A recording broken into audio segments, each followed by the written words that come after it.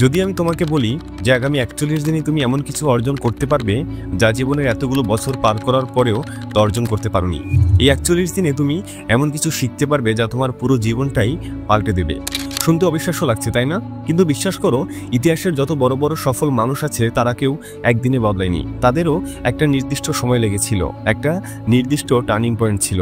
আর তোমার সেই টার্নিং পয়েন্টটা শুরু হচ্ছে আজ থেকেই, এই ৪১ দিনের চ্যালেঞ্জের মাধ্যমে। তুমি হয়তো ভাবছো যে মাত্র ৪১ দিনে আসলেই কি এত কিছু সম্ভব? আমি বলছি হ্যাঁ, সম্ভব। কারণ মানুষ আসলে সময় দিয়ে বড় হয় না, সে বড় হয় তার ফোকাস, ডিসিপ্লিন আর পরিশ্রমের মাধ্যমে। আর যদি তুমি ৪১ দিনের এই চ্যালেঞ্জটি শেষ করতে পারো, তাহলে তোমার সেই অসম্ভব মনে হওয়া স্বপ্নগুলো একে একে সম্ভব হতে শুরু করবে। এই ৪১ দিনের চ্যালেঞ্জটি কমপ্লিট করার পর তোমার এডুকেশন ও ক্যারিয়ার ডেভেলপ তো ঘটবেই, তার পাশাপাশি তুমি তোমার পরিবার, চারপাশের মানুষ, এমনকি তোমার নিজের চোখেও হিরো হয়ে উঠবে। তবে এই চ্যালেঞ্জটা বাকি ৮ থেকে ১০টা চ্যালেঞ্জের মতো না, কিংবা এই ভিডিওতে বলা কথাগুলো কোনো মোটিভেশনাল ডায়লগ না। এই চ্যালেঞ্জটি হবে সম্পূর্ণ প্র্যাকটিক্যাল, এবং তুমি যদি এই ৪১ দিনের মধ্যে একদিনও মিস করো তাহলে আবার প্রথম থেকে শুরু করতে হবে।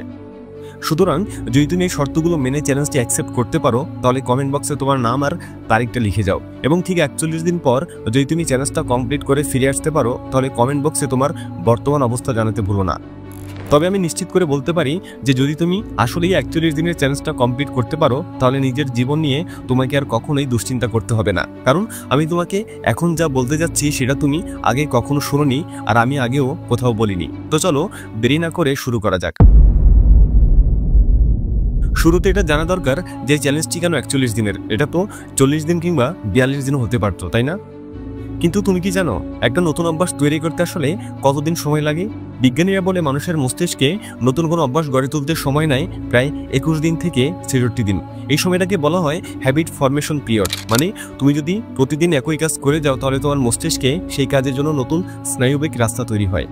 আর ৪১ দিন হলো মাঝামাঝি একটা সময়। এই দিনগুলোতে করা কাজগুলো অভ্যাস হয়ে মনের সাথে গেঁথে যায়। আবার এটি খুব বেশি লম্বা নয় যে মানুষ হাল ছেড়ে দেবে। আর এই নতুন অভ্যাস সৃষ্টি হওয়ার প্রক্রিয়াকে বলা হয় নিউরোপ্লাস্টিসিটি, যেখানে তোমার ব্রেন পুরনো আলসেমির রাস্তা ভেঙে ফেলে নতুন সাফল্যের রাস্তা বানাতে থাকে। এখন ধরো তুমি ৪১ দিন ধরে একই কাজ করে যাচ্ছ, তাহলে কি হবে? তাহলে তোমার মস্তিষ্ক ধীরে ধীরে সেই কাজকে স্বাভাবিক বলে মেনে নেবে। তোমার ভিতরের ইচ্ছা শক্তি বা উইল পাওয়ার আরও শক্তিশালী উঠবে, এবং তোমার ডোপামিন সিস্টেম রিসেট হবে। মানে ছোটখাটো আনন্দে আটকে না থেকে তুমি বড় সাফল্যের পেছনে ছুটতে শুরু করবে। সো আজকের ভিডিওর প্রথম পয়েন্টে তোমাকে একটা প্রশ্ন করি। তুমি কি জানো মানুষের সবচেয়ে বড় শত্রু কি? অলসতা নয়, প্রতিভার অভাব নয়, বরং বিভ্রান্তি। তুমি যতবার পড়াশোনা বা কাজ শুরু করতে চেয়েছো, ঠিক তখনই কেউ এসে বলেছে চল একটু আড্ডা মেরে আসি, চল নতুন মুভিটা দেখে আসি, অথবা সোশ্যাল মিডিয়ার একটুখানি নোটিফিকেশন তোমার ঘন্টার পর ঘন্টা খেয়ে ফেলেছে। মনে রেখো, তুমি কারোর সঙ্গে আড্ডায় গিয়ে তাদের সময় বাড়াও, কিন্তু নিজের সময় কমাও। তুমি সিনেমায় হেসে উঠছো ঠিকই, কিন্তু তোমার লক্ষ্য তখন আরও পিছিয়ে যায়। একটা বাস্তব উদাহরণ শোনো। এসএসসি পরীক্ষার আগে এক গ্রুপের কয়েকজন বন্ধু প্রতিদিন টিউশনির পর আড্ডা দিত, কিন্তু সেই গ্রুপের একজন চুপচাপ চলে যেত লাইব্রেরিতে। বাকিরা বলতো এত পড়ে কি হবে, এখন একটু মজা করি। কিন্তু পরীক্ষার ফল বের হতেই দেখা গেল যে আড্ডা ছেড়ে লাইব্রেরিতে গিয়েছিল সেই প্রথম হলো, আর বাকিরা দাঁড়িয়ে দাঁড়িয়ে বলল ওকে দিয়ে হলো, আমাদের হলো না। তাই এই ৪১ দিনের চ্যালেঞ্জে তোমাকে প্রমাণ করতে হবে তুমি কোন ক্যাটাগরিতে রয়েছ। তুমি কি তাদের দলে যারা বিভ্রান্তির পেছনে দৌড়ায়, নাকি তাদের দলে যারা ফোকাস ধরে রাখে? তুমি যদি ৪১ দিন সোশ্যাল মিডিয়ায় অকারণে স্ক্রল করা বাদ দাও, অযথা আড্ডা দেওয়া বাদ দাও, এবং একটাই কাজে কনসিস্টেন্ট থাকো, তাহলে ৪১ দিন পর তুমি নিজের মধ্যেই বুঝতে পারবে তুমি কতটা বদলে গেছো। দ্বিতীয় পয়েন্টে তোমাকে বলবো রোজ সকাল সকাল ঘুম থেকে ওঠা। যে মানুষ সকালকে জয় করে সে পুরো দিনকে জয় করে ফেলে। কারণ সকালই হলো তোমার মনের জন্য এক ধরনের খালি ক্যানভাস। তুমি চাইলে সেখানে রং করতে পারো, আবার চাইলে অগোছালোভাবে ফেলে রাখতে পারো এলোমেলো জীবনের মতো। কিন্তু সত্যটা হলো তোমার জীবনের অনেক ব্যস্ততার মূলে লুকিয়ে আছে অলস সকাল। এখন তোমার মনে প্রশ্ন জাগতে পারে যে দেরিতে ঘুম থেকে উঠলে কি হয়?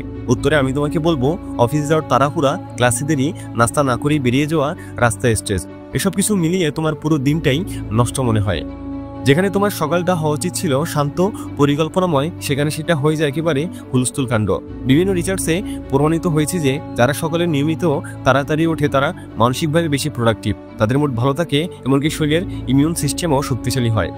হার্ভার্ড ইউনিভার্সিটির এক গবেষণায় বলা হয়েছে মর্নিং পিপল বা যারা ভোরে ওঠে তারা সিদ্ধান্ত নিতে বেশি কনফিডেন্ট হয় এবং তাদের স্ট্রেস লেভেল তুলনামূলকভাবে কম থাকে। উদাহরণ হিসেবে তুমি এদের দিকে তাকাও। যেমন অ্যাপেলের সিইও টিম কুক প্রতিদিন ভোর 4টায় ঘুম থেকে উঠতেন। রবীন্দ্রনাথ ঠাকুর নিয়মিত ভোরে উঠে লিখতেন, কারণ তখন তার মাইন্ড পরিষ্কার থাকতো। শুরুতে হয়তো ভোর উঠতে তোমার কষ্ট হবে, কিন্তু এই কষ্টটাই তোমার ট্রেনিং। এই সময় তোমার লক্ষ্য থাকবে রাতে নির্দিষ্ট সময় ঘুমানো, সকালে উঠে 5 থেকে 10 মিনিট মেডিটেশন করা, হালকা ব্যায়াম বা স্ট্রেচিং করা, একটা ছোট্ট টু ডু লিস্ট তৈরি করা যেখানে দিনের সবচেয়ে জরুরি 3টা কাজ লিখে রাখা। এতে কি হবে জানো, তুমি দিনের শুরুতেই নিজের ব্রেনকে একটা পরিষ্কার মেসেজ দিবে যে আমি কনফিডেন্ট, আমি কন্ট্রোল করছি আমার দিনের সমস্ত অ্যাক্টিভিটিকে। তাই জীবনে এগিয়ে যেতে হলে সকাল সকাল ঘুম থেকে ওঠা ছাড়া আর কোনো বিকল্প নেই। তৃতীয় পয়েন্টে আমি তোমাকে বলবো রোজ নতুন কিছু শেখার ব্যাপারে। জীবনে পরিবর্তন আনার জন্য সবচেয়ে শক্তিশালী যে অভ্যাসগুলো রয়েছে তার মধ্যে একটি হলো পড়ার অভ্যাস। এটা শুধু বই পড়া না, বরং নতুন কিছু শেখার অভ্যাস গড়ে তোলা। প্রতিদিন অন্তত 30 মিনিট সময় যদি তুমি বই পড়তে পারো বা এমন কিছু শিখতে পারো যা তোমার মনের দিগন্তকে প্রসারিত করে, তাহলে দেখবে তুমি ধীরে ধীরে নিজের ভেতরে বিশাল পরিবর্তন অনুভব করছো। গবেষণা বলছে যারা নিয়মিত পড়াশোনা করে বা নতুন কিছু শেখে তাদের মস্তিষ্কের নিউরন কানেকশন অনেক বেশি শক্তিশালী হয়। আমেরিকার ন্যাশনাল ইনস্টিটিউট অন এজিং এর গবেষণায় প্রমাণিত হয়েছে নিয়মিত পড়া বা শেখার মাধ্যমে ব্রেনকে এমনভাবে এক্সারসাইজ দেওয়া যায় যা বয়স বাড়লেও তোমার স্মৃতিশক্তিকে তীক্ষ্ণ রাখবে। ধরো তুমি প্রতিদিন সকালে আধা ঘন্টা সময় রাখলে বই পড়ার জন্য, সেটা হতে পারে কোনো মোটিভেশনাল বই, কোনো সফল মানুষের জীবনী কিংবা নতুন কোনো বিষয়ের উপর লেখা। প্রথম কয়েকদিন হয়তো তোমার জোর করে পড়তে হবে, কিন্তু কয়েকদিন পরেই এটা তোমার অভ্যাস হয়ে যাবে। তখন তুমি পরের দিনগুলো বই ছাড়া শুরু করতেই চাইবে না। আরেকটা কথা, শেখার অভ্যাস শুধু বইয়ের মধ্যে সীমাবদ্ধ না। আজকের যুগে তোমার হাতে আছে হাজারো সুযোগ, online course, YouTube tutorial, podcast কিংবা ডকুমেন্টারি। তুমি যদি প্রতিদিন নতুন কোনো স্কিল শেখার দিকে একটু মনোযোগ দাও, তাহলে আগামী 41 দিন পরেই নিজেকে অনেকটা এগিয়ে গেছো দেখতে পাবে। তুমি যদি প্রতিদিন 30 মিনিট ইংরেজি বই পড়ো, 41 দিন পর তোমার ভোকাবুলারি এমনভাবে উন্নত হবে যে তুমি ইংরেজিতে কথা বলার জন্য আরও আত্মবিশ্বাসী হয়ে উঠবে। অথবা প্রতিদিন আধা ঘন্টা সময় দিয়ে যদি তুমি প্রোগ্রামিং বা ডিজিটাল মার্কেটিং শেখো, তাহলে খুব অল্প সময়ে নতুন ক্যারিয়ার গড়ে তোলার সুযোগ তৈরি হবে। বিজ্ঞানীরা বলেন যখন তুমি পড়ো বা নতুন কিছু শেখো তখন তোমার ব্রেনের হিপোক্যাম্পাস অংশ অ্যাক্টিভ হয়ে ওঠে। এটি তোমার লার্নিং আর মেমোরির জন্য সবচেয়ে গুরুত্বপূর্ণ জায়গা। তাই 41 দিন মাস্ট বি তোমাকে 30 মিনিট সময় নিয়ে হলেও নতুন কিছু না কিছু শিখতে হবে। চতুর্থ পয়েন্টে আমি তোমাকে বলবো নিজের শরীরের যত্ন নিতে, কারণ শরীর ভালো না থাকলে জীবনের কোনো সাফল্য আসলে উপভোগ করা যায় না। তুমি যত বড় লক্ষ্য নির্ধারণ করো না কেন, যদি প্রতিদিন শরীর ক্লান্ত থাকে, মন অবসাদে ডুবে থাকে, তবে সেই লক্ষ্য কখনো অর্জন করা সম্ভব না। এজন্যই এই 41 দিনের চ্যালেঞ্জে তোমার অন্যতম গুরুত্বপূর্ণ টার্গেট হবে ব্যায়াম ও শরীরচর্চা। প্রতিদিন মাত্র 15 থেকে 20 মিনিট হাঁটা, দৌড় বা হালকা কিছু ব্যায়াম তোমার জীবনকে কতটা বদলে দিতে পারে সেটা ধারণারও বাইরে। বিজ্ঞানীরা বলছেন নিয়মিত ব্যায়াম করলে শরীরে এন্ডোরফিন নামের হ্যাপিনেস হরমোন তৈরি হয়, যা শুধু মুড ভালো রাখে না, বরং আত্মবিশ্বাস অনেক গুণ বাড়িয়ে তোলে। আরেকটি রিসার্চে প্রমাণ পাওয়া গিয়েছে যারা প্রতিদিন অন্তত 20 মিনিট হাঁটে তাদের ব্রেনের ফোকাস পাওয়ার আর মেমোরির ক্ষমতা নন এক্সারসাইজারদের চেয়ে 30% বেশি শক্তিশালী। তুমি তো খেয়াল করেছো আমাদের চারপাশেই এমন মানুষ আছে যারা সকালে হালকা দৌড়ানো বা নিয়মিত শরীরচর্চা করার অভ্যাস ধরে রেখেছে। তাদের মুখে সবসময় একটা আলাদা উজ্জ্বলতা থাকে, কাজ করার এনার্জি থাকে, আর মানসিকভাবেও তারা অনেক বেশি শান্ত থাকে। অন্যদিকে যারা দেরিতে ঘুম থেকে ওঠে, কোনো শারীরিক নড়াচড়া করে না, তাদের দিনটা শুরু হয় ক্লান্তি দিয়ে আর শেষ হয় বিরক্তি দিয়ে। সুতরাং নিজেকে পরিবর্তন করতে চাইলে শরীরচর্চার কোনো বিকল্প নেই। পঞ্চম পয়েন্টে কথা বলবো নিজেকে সময় দেওয়ার ব্যাপারে। তুমি কি কখনো ভেবেছো প্রতিদিন আমরা কতটা সময় অন্যের জন্য ব্যয় করি আর নিজের জন্য কতটা সময় নেই? স্কুলের কাজ, বন্ধুদের সাথে কাটানোর সময়, ফোনের নোটিফিকেশন, এই সব কিছুই আমাদের ব্যস্ত করে রাখে। কিন্তু ঠিক এই মুহূর্তগুলো যখন তুমি নিজের জন্য ব্যয় করবে, তখন তোমার জীবন বদলে যাবে। ধরে নাও তুমি প্রতিদিন মাত্র 10 মিনিট নিজের রুমে বসে নিজের ফিউচার আর স্বপ্নগুলোকে নিয়ে ভাবলে। শুরুতে মনে হবে এটা সময়ের অপচয়, কিন্তু কয়েক মাস পর এসে দেখবে নিজের লক্ষ্যগুলো পরিষ্কার হয়ে গেছে। তুমি বুঝতে পারবে কোন কাজ তোমার জন্য ভালো আর কোন কাজগুলো অ্যাভয়েড করা দরকার। তাই ফোন, সোশ্যাল মিডিয়া, আড্ডা সবকিছু একপাশে রেখে শুধুমাত্র 10 থেকে 15 মিনিট নিজের জন্য সময় বের করো।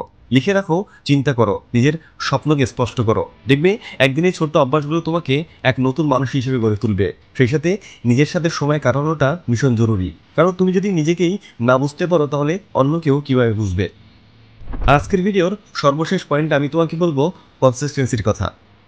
মানুষের সবচেয়ে গুরুত্বপূর্ণ কাজ হলো কনসিস্টেন্সি বা নিয়মিত থাকা। মনে করো তুমি যদি প্রতিদিন মাত্র 10 মিনিট বই পড়ো বা 5 মিনিট ব্যায়াম করো, শুরুতে মনে হতে পারে এই ছোট্ট সময়ে কিছুই পরিবর্তন হবে না, কিন্তু 1 মাস 2 মাস পর সেই ছোট ছোট স্টেপগুলো মিলিত হয়ে তোমার জীবন বদলে দেবে।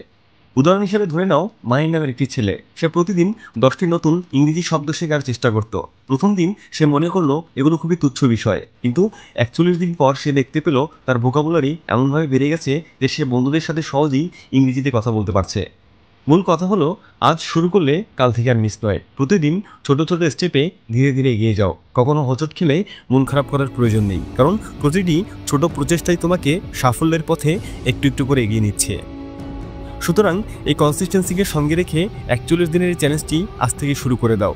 আমি নিশ্চিত করে বলতে পারি, যদি তুমি এই চ্যালেঞ্জটি সত্যি কমপ্লিট করতে পারো, তাহলে তোমার জীবন পুরোপুরি বদলে যাবে। ভিডিওটি ভালো লাগলে লাইক করতে ভুলো না, এবং চ্যানেলে নতুন হলে সাবস্ক্রাইব করে নগর বায়োস্কোপের সাথেই থাকো। Thanks for watching.